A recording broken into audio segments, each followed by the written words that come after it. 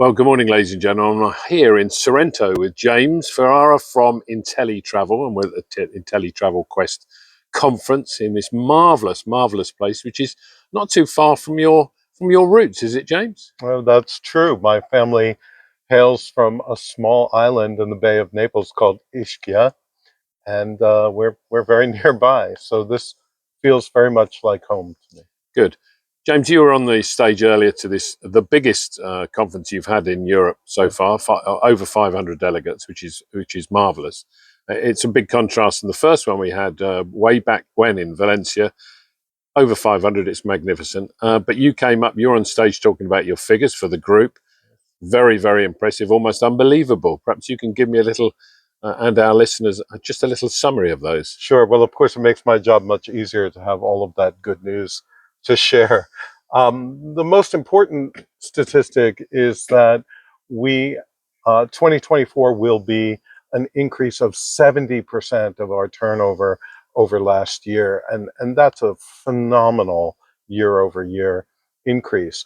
But within those numbers are a lot of interesting stats. The commission payments that we made for the month of September this year are 100% greater than September last year. And then when we drill down on what is being sold by our advisors, and this is all their work, by the way. I mean, I'm here talking about it and presenting on it as if it were my work, and it really, all of the glory goes to our independent travel agents who are doing a phenomenal job. But when we take a look at things like land vacations having increased 100% year over year and now represent over 50% of our turnover. Cruise, and this is a really important message for us, cruise is now 17% of our business as of 2024.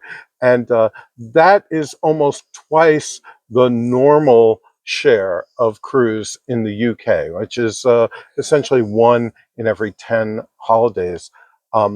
So we're up to almost 2 in every 10 holidays. And that's a reflection of a strategy. It's very purposeful. We carry with us our experience in the US, where 40% of our business is cruise holidays. Now we're at 17% in the UK, and we intend to push it further. So it's a strategy, it's call it a philosophy, or even a bias towards cruise. I think that's one of the important values that we bring to the UK travel market. You must have board meetings when everybody walks in and they've got massive grins on their face when you bring figures like that. And the secret, obviously, with this is, technology is very important. We're going to have a chat with Mike later on about some of the new AI stuff, which I'm obviously a company of your size will be involved in. But being able to do all this without massively increasing, head office overheads and all of those types of things is all very good. And you've done some acquisitions in the recent past. Yeah. What does the next 2 or 3, 4 years look like as far as travel, InteleTravel is concerned? I mean, are you thinking IPO? Are you thinking more acquisition? What sort of things are you thinking about? We're certainly not thinking exit strategy. That's nowhere in our plan. We are builders. We've owned this company for 33 years, my partners and I, and we have no intention of selling away our baby. What we do intend to do is continue to make it bigger and better and to reap all the benefits of that. By the way, this growth does not come without investment, obviously. And there are increases in overhead, and there are tremendous investments. Our single largest line item is technology development, right? We have 30 developers and the management layer above that.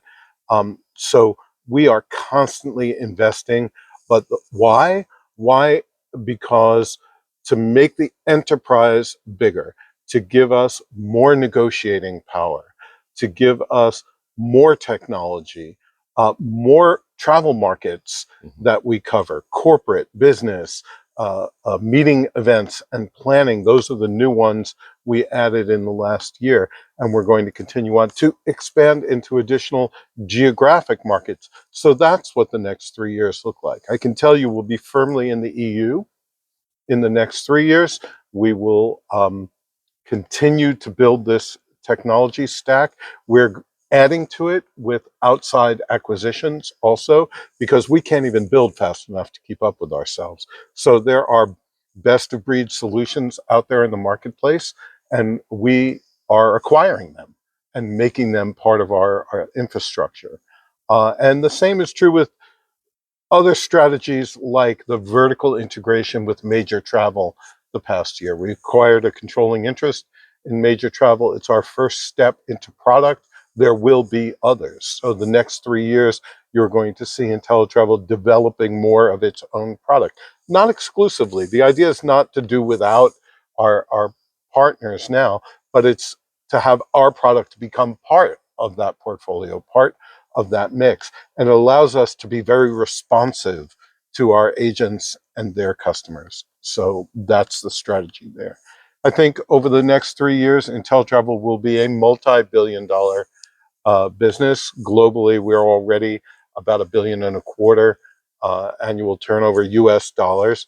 So multi-billion-dollar business over the next 3 years, consolidating under all of these brands, consolidating our uh, purchasing power, our marketing, our technology, um, all of our management know-how, fueling all of these brands, which will continue to run independently as well. These are important, most of them legacy brands. Major is about to celebrate its 50th anniversary this year.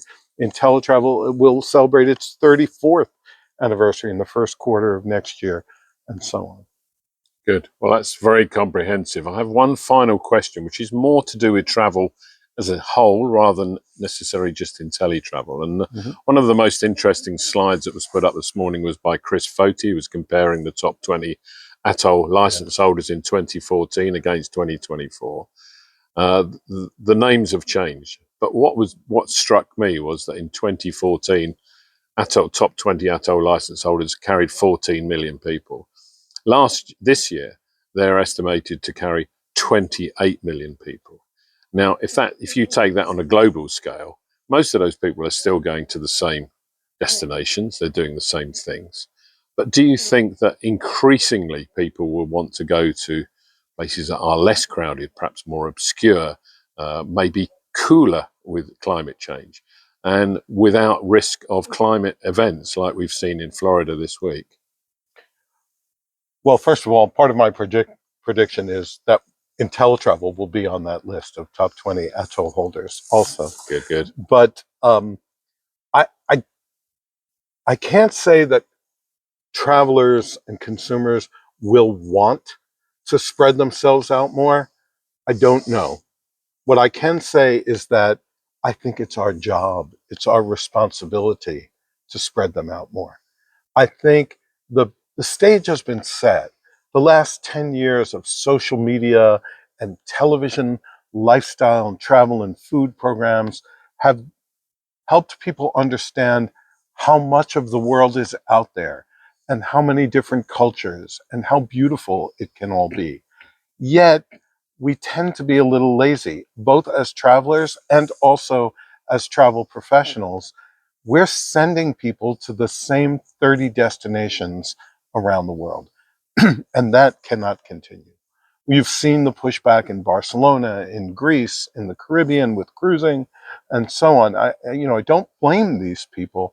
If we do this wrong, we actually contribute to the destruction of these places rather than the protection of them.